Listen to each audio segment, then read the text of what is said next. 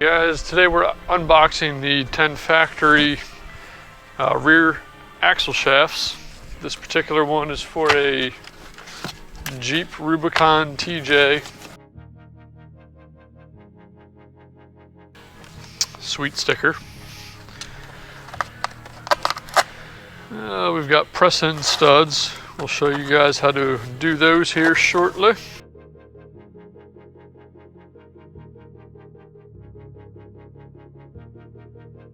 We've got bearings, seal.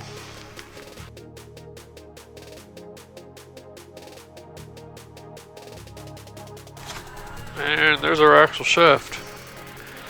These guys are dual drilled. I still have a stock 5 on 4.5 bolt pattern. So that's what I'm going to be running. One thing I do want to let everybody know is on the factory shafts, you've got this retainer. This retainer is not included with these 10 factory shafts. What I found is Crown Automotive has them. They're like $9 a pop. I went ahead and just bought 2. That way I can keep those assembled as spares and throw those onto the new shafts. So we'll go ahead and get studs pressed in, get bearings and seals on, and get it installed. All right, as we get ready to put the new axle shafts together, what we're gonna do is mimic exactly what's on the old one. So we've got the retaining plate. One thing I'll mention is that retaining plate, I have a disc brake Jeep. So that is gonna go with this lip facing towards the splines of the shaft up. If you had drum brakes, I believe they make this, so that'll sit down, sitting towards the lug nuts and studs. So that's the first thing to go on. Then we have our seal. Almost forgot, one thing I like to do is just put a little bit of oil or grease on that seal just to help kind of the initial lubrication of it.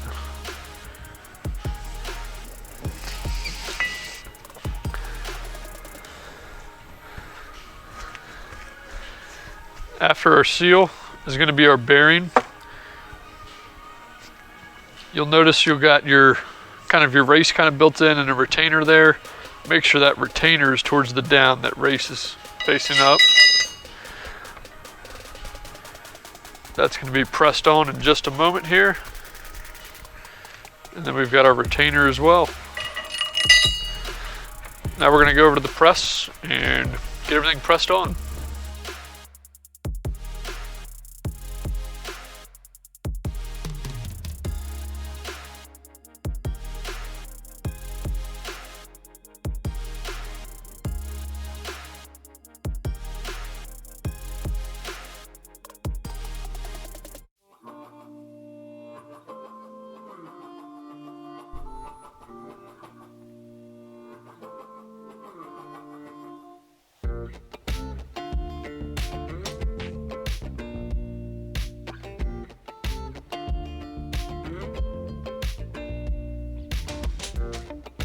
Alright guys, now we're going to move on to disassembling of the rear axle. We've already pulled the cover off.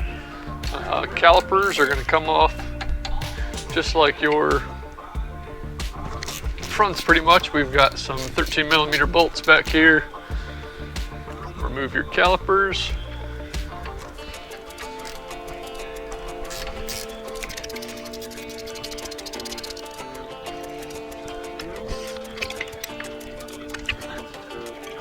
Outside.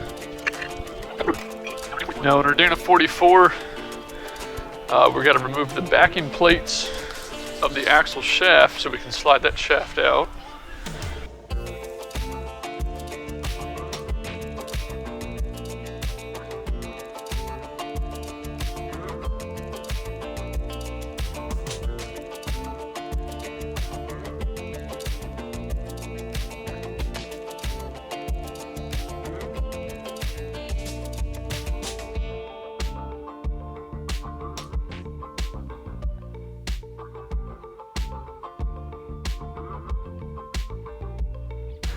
All right, so we've got the axle shaft race for the bearing that is still in the housing.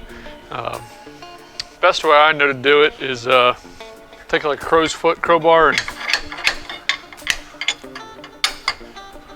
that's all it needs.